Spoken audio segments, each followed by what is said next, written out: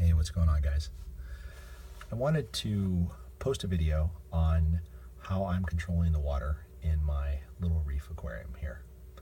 I'm doing some different videos on different systems, and this one's going to cover temperature control. Now, a little background, my aquarium is only 25 gallons, that's 100 liters. It was really important to keep my water temperature, as well as all the parameters, nice and stable. To deal with the fact that it's a very small aquarium and the temperature can change pretty quickly if it's in a cool room because there's not a lot of water to, keep it nice and stable. This was my solution to that problem. I used in this case, a Johnson Controller A421 temperature controller. So this is how this works. Basically, it plugs into the outlet, power comes up into the box. In the box, there's a little line you can see here. It's got a temperature sensor. The sensor goes into the tank, in my case actually into the sump, and it measures the temperature of the sump. You set a maximum and kind of a max and a min temperature here. In my case, I want to make sure the water stays between 80 and 81 degrees. So when the temperature drops to 80.0 degrees, it turns on the power to these two outlets right here. That turns on the power to my two heaters that are located in my sump. It will warm the temperature up until it hits 81.0 degrees, and then it will turn off the power and allow it to cool back down. That cycle happens over and over and over and over, and it keeps your water parameters nice and stable. Now, a little bit about these kind of controllers. This is more of a commercial grade piece of equipment. This is not a hobby grade thing typically. I've seen them used, for example, in home brewing, but usually this is used in sort of a commercial application. For example, you might use this in livestock raising, where you need to turn on and off a fan to, for example, cool a chicken coop or cool down some kind of a barn, or in a larger sort of commercial application like that. That being said, these are more set and forget type of equipment. It's robust, it's well made, it's simple, and it's going to work for a long time. So I've been using it for about 2 or 3 months here, and I can tell you that the temperature that I've been getting has been within plus minus 0.1 of a degree consistently for 3 or 4 months. For example, right now it doesn't show you the 1/10 of a degree, but I'm sure it's sensing it because it says 80 degrees. If you look over here, it's 80.5. In a few seconds, you might actually see it go to 81 because yeah, there it is. And it's just on the verge of going to 81. When it reaches 80.6, you'll see it flip over to 81. It rounds off, but it knows exactly what the temperature is in the tank. And I have seen when I look at the logs on my aquarium, and I'll show you that at the end here, how incredibly accurate it's able to keep the temperature in the tank. Before I show you the sump here and kind of some of the stuff on that, I wanted to show this little compartment. This is to the right of my sump. This is where I have all my equipment. I have things, for example, like the controller for my light. I have, different Tunesy pump controllers, the water level controller, Neptune controller. It's kind of messy, but it's messy on purpose.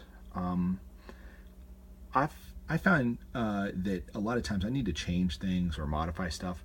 So I want things to kind of be flexible, and if that means messy, well, that's messy. But I want to be able to just remove something and not have to cut 50 different zip ties and undo all these little spots where I've tied everything together. I want to just unhook it, pop it off of these little guys. They pick up, pop off the piece of equipment and swap it out or change it or do whatever I need to. So I think that sometimes you get so focused on making everything so neat and clean that it loses its ability to be practical. And this particular compartment is kind of the behind the scenes, this is way behind the curtains. So it doesn't need to be clean. This is more for me to use than to be something that gets shown to people on the aquarium. So coming over to my sump, in my particular sump, I basically have 3 compartments. The water comes in over here, goes through a refugium, goes back up to the sump, or back up to the aquarium. So I'm using the bean animal system. I did a different video on that, but basically 95%, maybe more of my water travels through this little back compartment here. In there I've got 2 heaters. These are just regular, you know, aquarium heaters, nothing expensive. I'm using 2 because it gives you the redundancy of 2. If one was to fail, the other one could still keep the temperatures close to stable. Originally, I used 2 50-watt heaters, so they were 50 watts apiece. I underestimated that. Looking back, I probably should have used 2 100-watt heaters. I happen to have an extra 100-watt heater from something else, so I ended up swapping one of the 50-watt heaters out.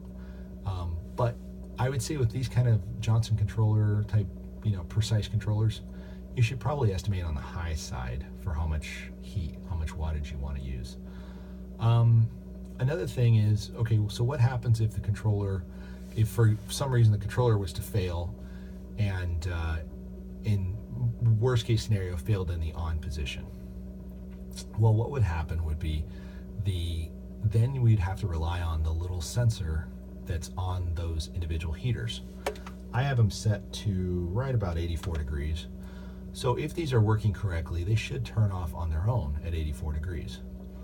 I kind of see that as another fail-safe, because the worst case scenario is your controller gets stuck on and your temperature sensor or your heater gets stuck on.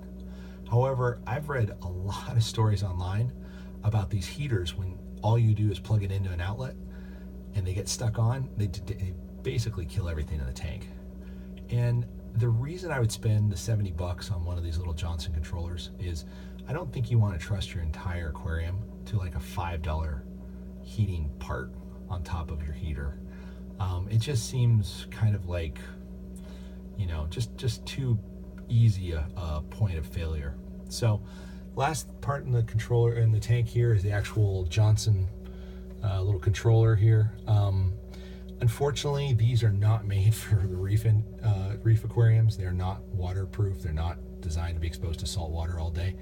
So what I ended up having to do is I took a probe cover off of the type of thermometer that you'd see at a doctor's office, and I covered the probe, and then I ended up using some heat shrink tape or heat shrink tubing to kind of seal it all up, and that worked really well. It's done quite well at maintaining the water off of the sensor and keeping everything working correctly.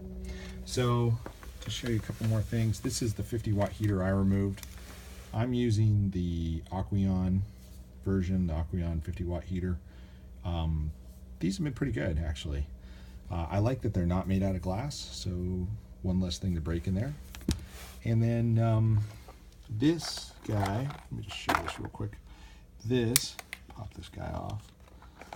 This is what I used to cover the that little probe, one of these guys. It was kind of hard to get this to fit, but it ended up working out pretty well, and these are cheap. Basically, once you check a patient, these get thrown away almost immediately, so not expensive.